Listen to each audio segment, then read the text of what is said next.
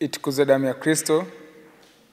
Karibu mpendwa mtazamaji wa Mwangaza Digital, nawe msikilizaji wa Radio Mwangaza, kusikiliza tafakari ya ujumbe wa Mtakatifu Gaspari, ikiwa leo ni tarehe 21 mwezi wa 10. Nafanya sala hii maalum kwa Mungu kwamba asikose kuniruhusu kufanya kazi za misioni mpaka siku ya kufa kwangu, na kufa nikiwa na silaha ya Bwana msulubiwa mikononi mwangu, nikiwa nahubiri neno la Mungu kama ataona inampendeza. Nafanya sala hii maalum kwa Mungu kwamba asikose kuniruhusu kufanya kazi za misioni mpaka siku ya kufa kwangu, na kufa nikiwa na silaha ya Bwana msulubiwa mikononi mwangu, nikiwa nahubiri neno la Mungu kama ataona inampendeza.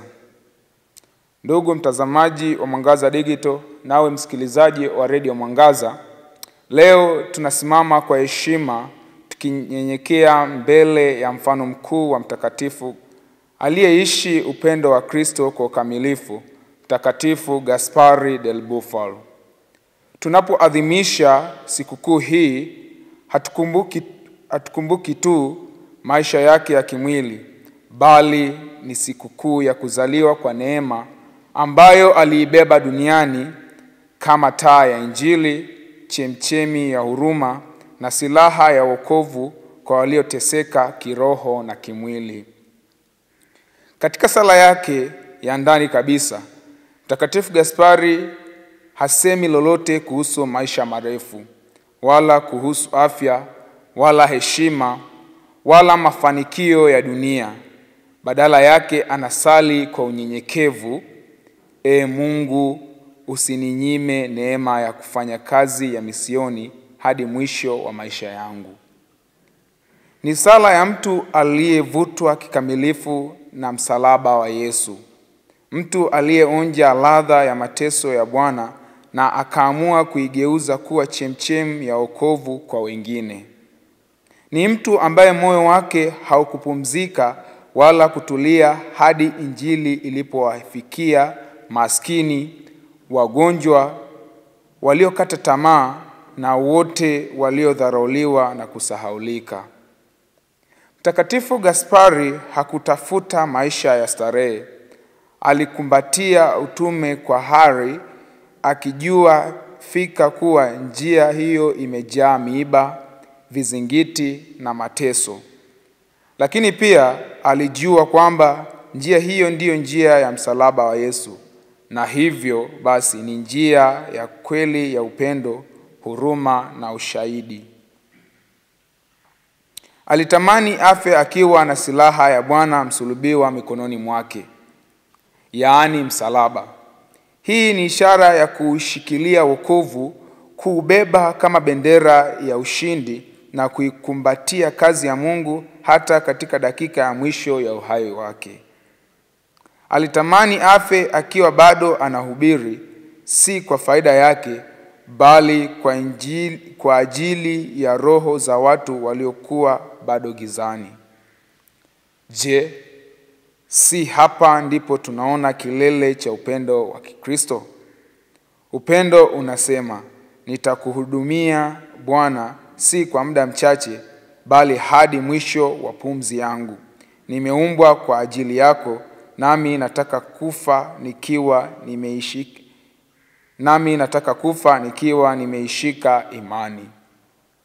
Katika ulimwengu wa sasa uliojaa uvivu wa kiroho, kujipenda kupita kiasi na kutafuta faraja ya kidunia, mfano wa Mtakatifu Gaspari ni kama baragumu la kiroho linalotufanya tuamke.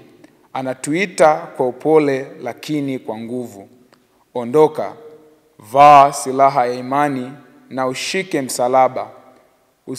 Usingoje hadi wakati uwe bora. Tenda sasa, hubiri sasa, penda sasa, toa maisha yako sasa. Mtakatifu Gaspari alihubiri bila kuchoka, katika vijiji vyenye njaa, katika miji iliyojaa uasi, gerezani, hospitalini. alijitoa kama sadaka hai. Hakuhubiri kwa maneno tu, bali kwa maisha, kwa mfano, kwa mateso yake na kwa machozi yake. Kwa maneno machache na moyo mkubwa, aliwageuza watu wengi kwa injili ya damu azizi ya Yesu. Hivyo basi, siku ya leo si tu ya kumbukumbu ya mtakatifu, bali ni sikukuu ya mwito wa ndani kwa kila mmoja wetu. Je, tunayo shauku ya kuhudumu kama Gaspari?